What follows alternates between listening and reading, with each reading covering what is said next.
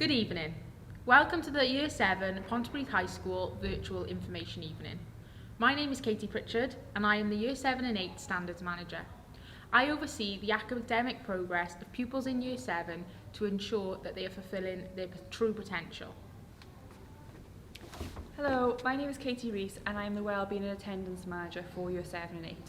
My role is to oversee pupil wellbeing and ensure your child feels happy and supported throughout their time with us.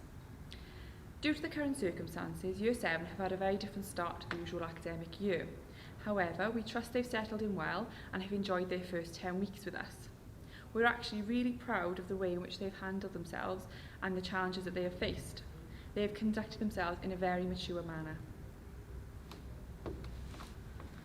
Following half-term, the timetable has been updated for all year groups to ensure that all pupils are accessing the full curriculum. This means your child has now received a new timetable with some new teachers and classes. This is an opportunity for us to move forward as a school and for your child to enjoy further opportunities and learning experiences at Pontypridd High School. I am certain with hard work and dedication, your child will flourish and fulfil their true potential this year. We are really pleased to share with you that in our most recent Year 7 pupil survey, we were told that 95% of pupils are happy in their classes. 97% also told us that they feel very safe at Ponty High. 91% have also highlighted that they've made new friends since being here. We are sure that you are also happy to hear this positive feedback. The purpose of this evening is to introduce ourselves as key members of staff, whilst also providing you with an overview of what your child can expect from Year 7.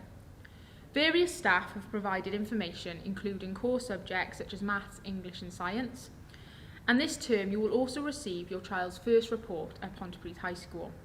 There will be information about this reporting process during this evening's presentation. Finally, part of my role is to oversee pupils' achievements and behaviour across the school. You may already be aware that we use class charts to monitor and track pupils' progress.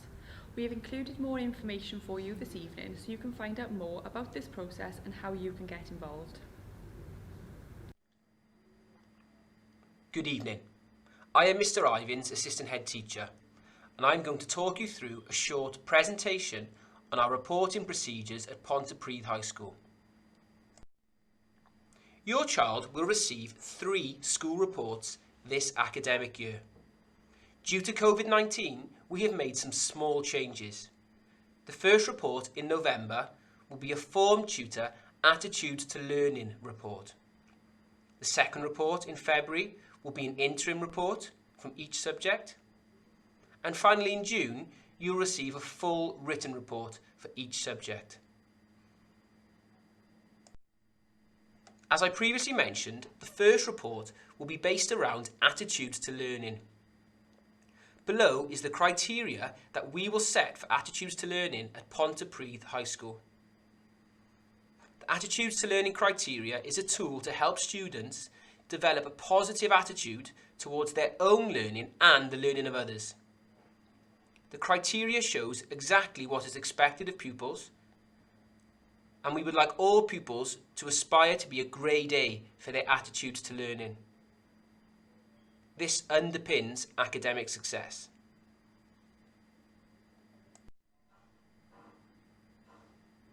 This is an example of the Form Tutor Attitudes to Learning report. You receive information on attendance, positive and negative achievement points, which are taken from class charts, and your child's reading age, which is derived from the accelerated reading programme. The form tutor will then place a grade A for always, B often, C sometimes, or D rarely against each of the statements highlighted. For instance, regarding wears correct uniform, the form tutor would place an A, a B, a C, or a D. You will also have a comment from the form tutor on how the pupil has settled in during the first term.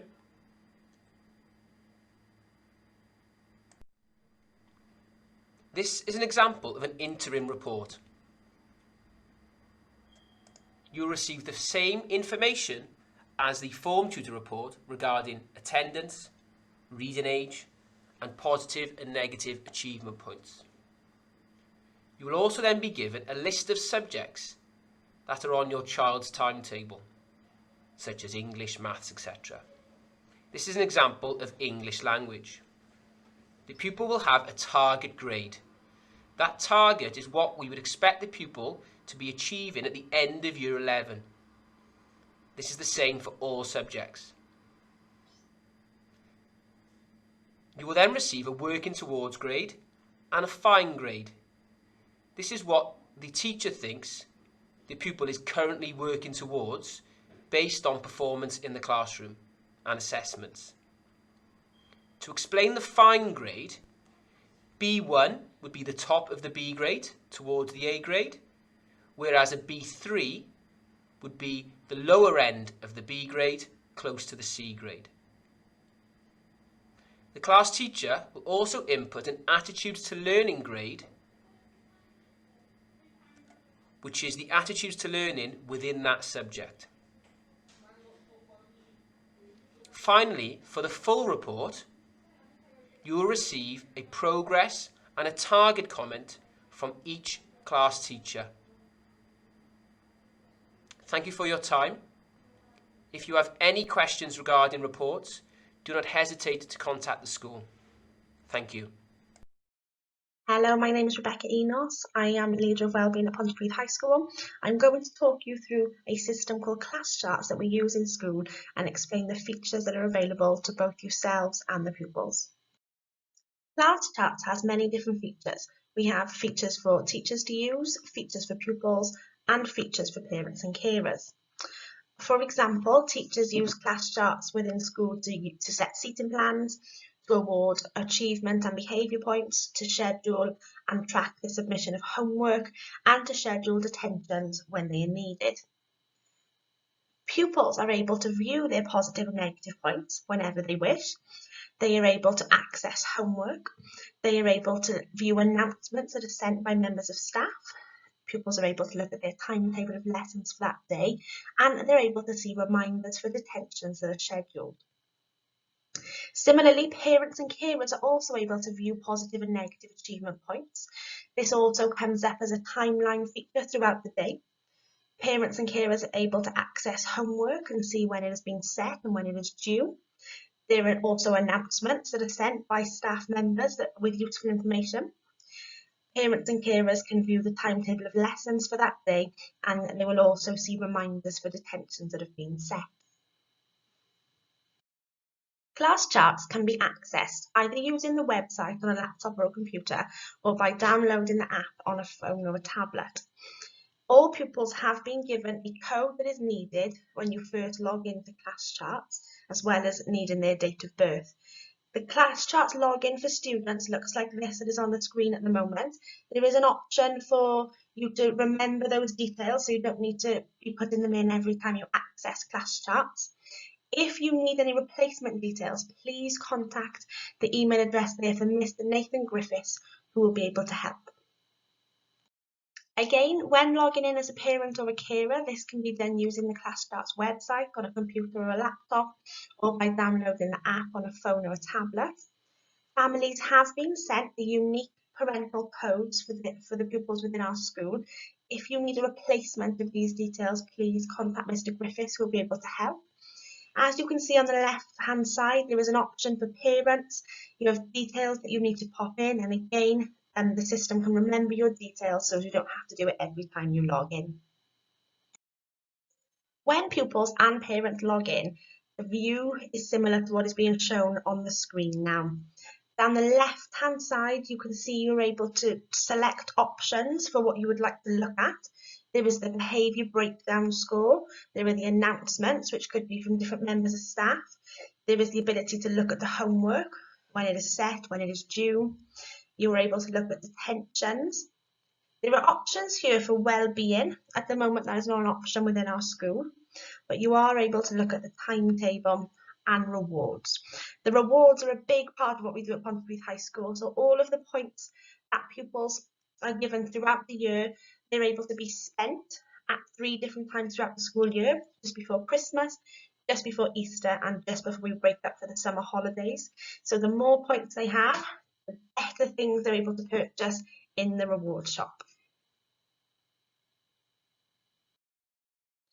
On the left is a little bit of a breakdown of what the homework section looks like. As you can see, it is colour coded, and each colour represents a stage of homework. At the top, you can see the white to grey colour is when homework needs to be done. It's been set and it needs to be done. If it is in green, it means the pupil has completed that homework.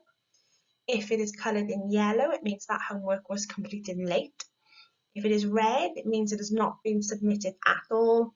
And if it is green, again at the bottom, that is when the teacher has marked homework as submitted, it is there and it is on time. Hopefully the colour coordination will help pupils and parents, as well as it helps us teachers to work out exactly what is needed to be done at any given time. If you click into the homework by clicking on the title of the homework at the top, so example for the first one it says physics, you're able to get details of exactly what the tasks are for that homework and when it is due. Moving on to detentions on the right hand side of your screen. Hopefully not many of our pupils will be accessing these detentions, but as and when they are necessary, you will also see these on class charts. Again, there is a colour coordination system in place, so you've got detentions that are for today, in the future and in the past on your screen. If the detention is in green, it means that the pupil has attended the detention.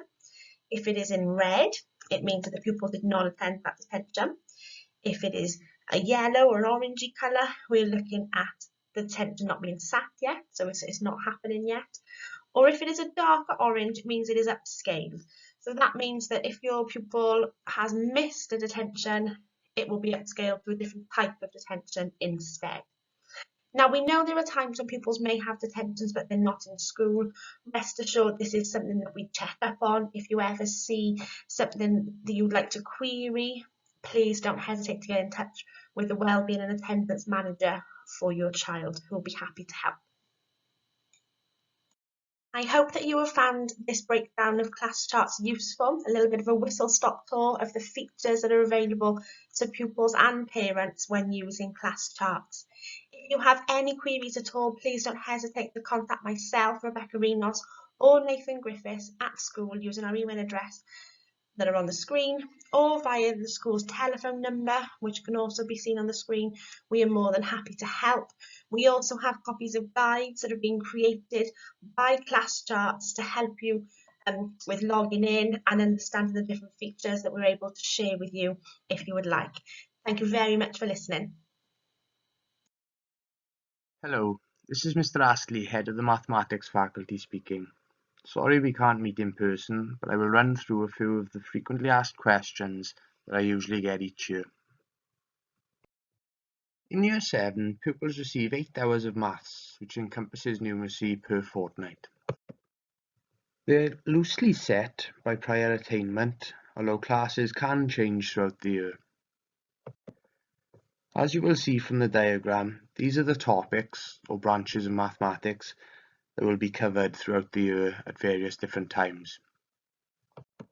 Depending on the class, the level will vary.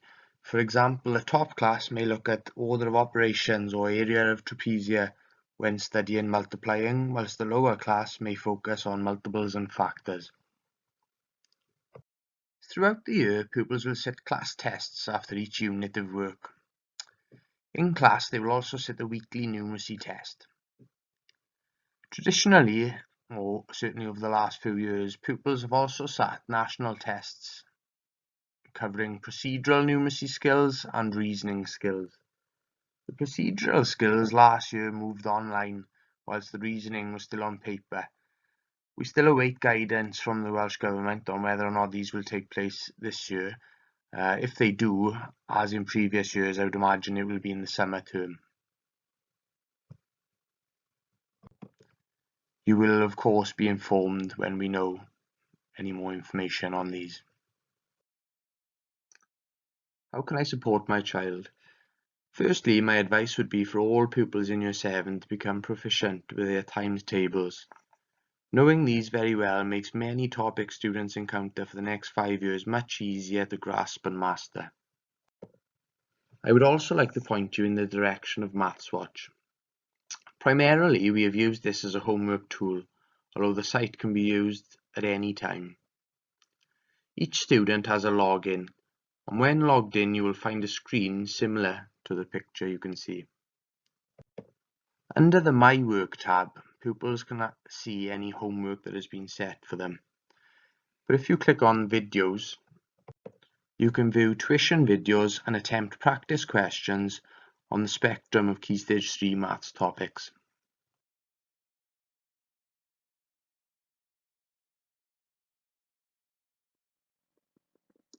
Hi, it's Miss Amos here, just here to talk you through some information for Year 7 parents.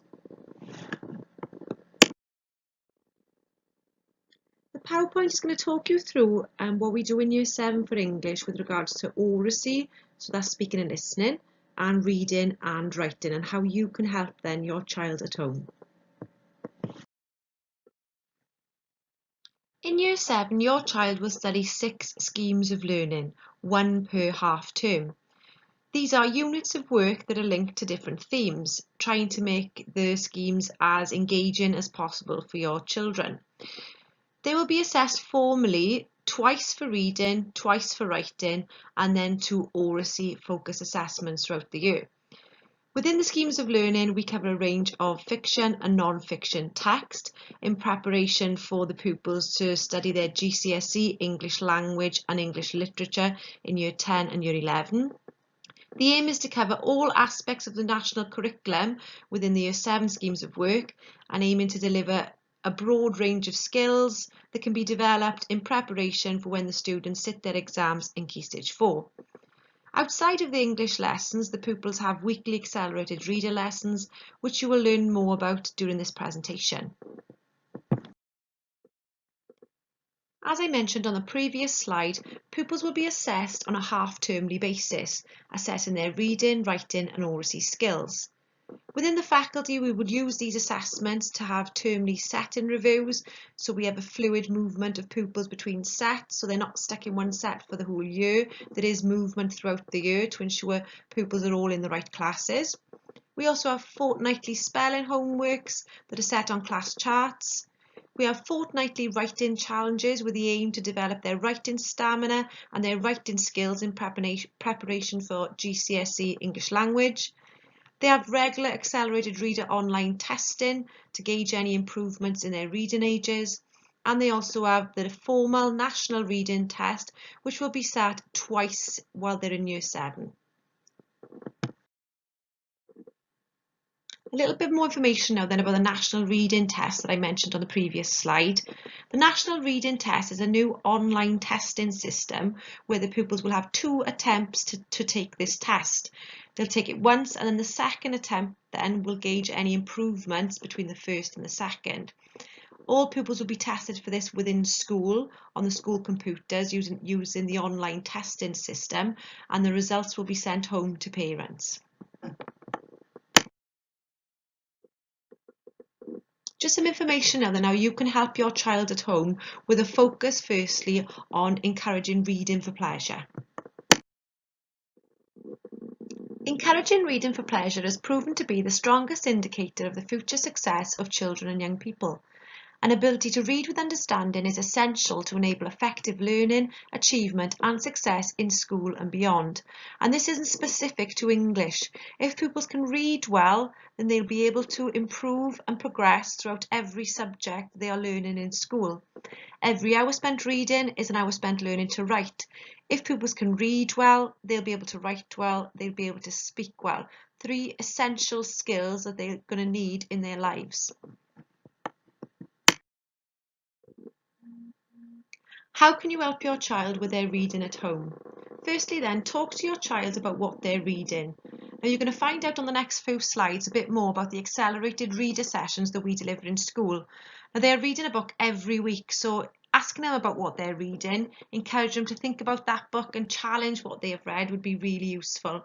They also don't just have to read books, they can read online as well, online articles, research websites, anything at all that they're interested in, as long as they're reading. Encourage your child to use the local library. Keep your child up to date with any news coverage. That would be an interesting way to get them reading. Encourage your child to research various topics using newspaper websites or the BBC website. Encouraging them to write book reviews about books that they've read and keep a reading log so they can see how much they are progressing. Lastly then, be a role model reader yourselves. Reading in year 7 then, what happens in school. So I've already mentioned our timetabled accelerated reader sessions that happen every week, where pupils are encouraged to read for pleasure while progressing with their reading levels. Now these sessions happen aside of their timetabled English sessions with their teacher.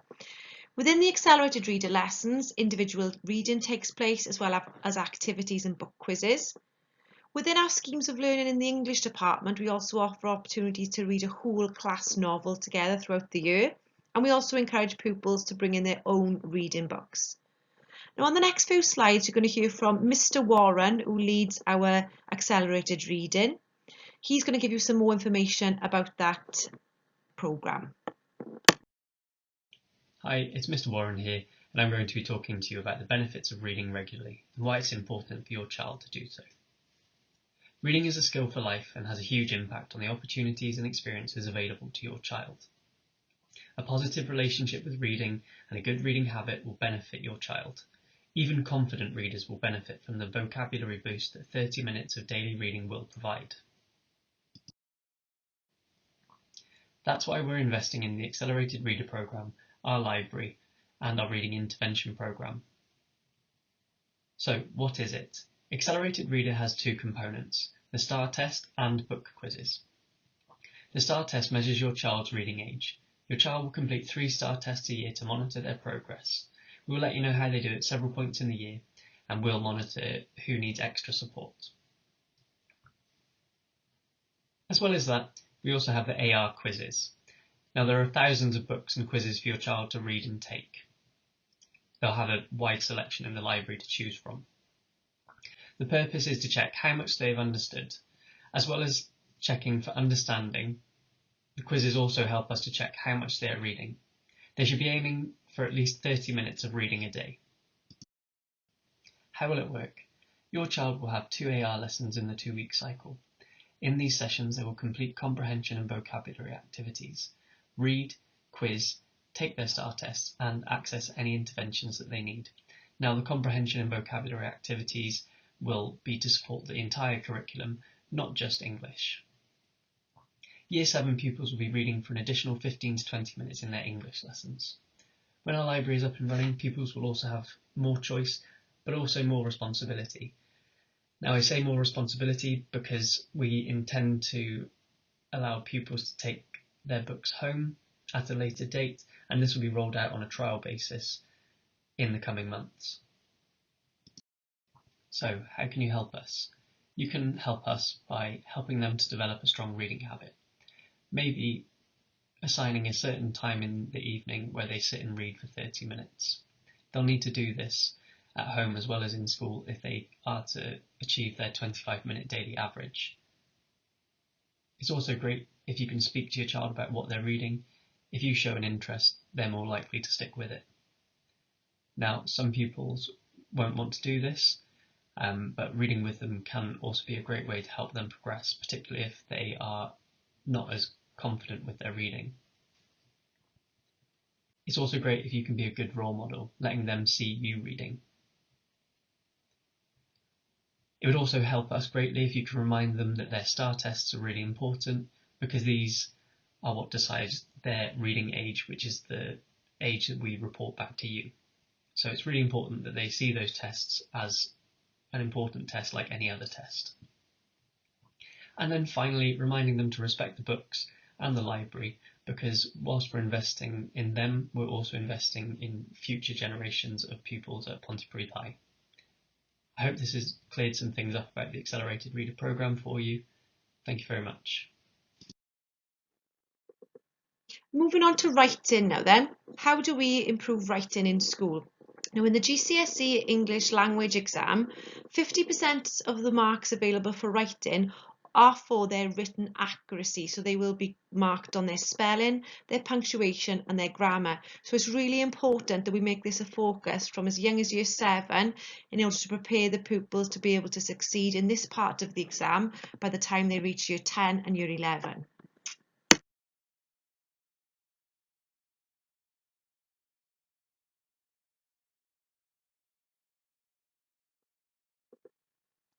We have something in the English department called our non-negotiables, the 4 areas of written accuracy that we expect pupils to be able to get right within their writing and to be able to focus on and improve as soon as they come into year 7. So these 4 areas are capital letters, full stops, paragraphs and commas. Now if pupils can master these 4 different skills, then they are on the road to achieving their C grade at GCSE by the time they reach year 10. Now I know there are departments across the school that are also taking on this approach to help improve writing across the school as well as in the English department. So it's really important that pupils know that this is going to be a focus of their writing when they come into us in year 7. Speaking and listening is the last skill then that gets assessed within year 7 and throughout the school. Now oracy is embedded into every scheme of learning within the English department. And when they reach year 10 and year 11, this is going to be worth 20% of their English language GCSE. So it's incredibly important that they aim to try and improve and progress with their oracy from as young as year 7 in order to be able to get the results then that they deserve by the time they reach year 10. Pupils are given specific tasks throughout year 7, 8 and 9, which include paired and group discussions. They're given the opportunity to present, so to deliver presentations. They also develop their questioning techniques and they're using effective listening skills, all in order to prepare them to have a go at the GCSE in year 10, but also to develop this lifelong skill of being able to speak well and listen well. Now on to the enrichment opportunities then that are offered within the English department. Now these are the types of events that we try to get involved in usually. Obviously this year is slightly different with the situation with COVID-19. At the moment we would be unable to organise any trips, but obviously we would hope that this situation will change in the future. So the events that the English department usually participate in then are writing competitions where pupils get to write short stories and poems for a company called the Young Writers, and they get to have their work published in a book. We also attend an event called the Scribblers event at Swansea University, where pupils get to visit and hear authors speak and get to buy their books. We also go to the Hay Festival, which is a lovely event and always something that's incredibly popular with the students, and that happens during May time. And then obviously opportunities to visit the theatre, which is again another popular trip. So obviously we would hope to run things like this within the English department in the future. If you have any questions about anything that you have heard in this presentation, then please get in touch. I'm Miss Amos, I'm the head of the English department, and my email address is there for you. And if you have any questions about Accelerated Reader, then please contact Mr. Warren, and his email address is there for you as well. Hello and welcome to the information from the Science Department about what Year 7 pupils do in science at Pontypridd High School. So what will your child learn in Year 7? All Year 7 classes start with an introductory topic on safety. During this topic, we cover the lab safety rules, how to use basic lab equipment, and how to use the literacy and numeracy skills in science lessons. During the course of Year 7, your child will complete 2 biology, 2 chemistry and 2 physics topics. The biology topics are cells, where we look at animal and plant cells and how they build together to make whole organisms. The second topic is adaptations. We look specifically at different animals and where they live and how they are adapted or how they have changed during evolution to survive their environment. The chemistry topics are elements, compounds and mixtures, where we look at elements in their atomic form, We look at how they can join together in compounds or how they can mix together in mixtures and how this changes their properties. And then acids and alkalis, where we look at the pH scale and what makes something an acid and what makes something an alkali. The physics topics that they will complete are electrical circuits, so we will look at how current flows around a circuit and measuring the amps and the voltage. We will look at this in series and parallel circuit, and they will look at energy and forces, so what the different types of energy, how that can be transformed into different forms, and the forces that act on an object. So how will your child be assessed in Year 7?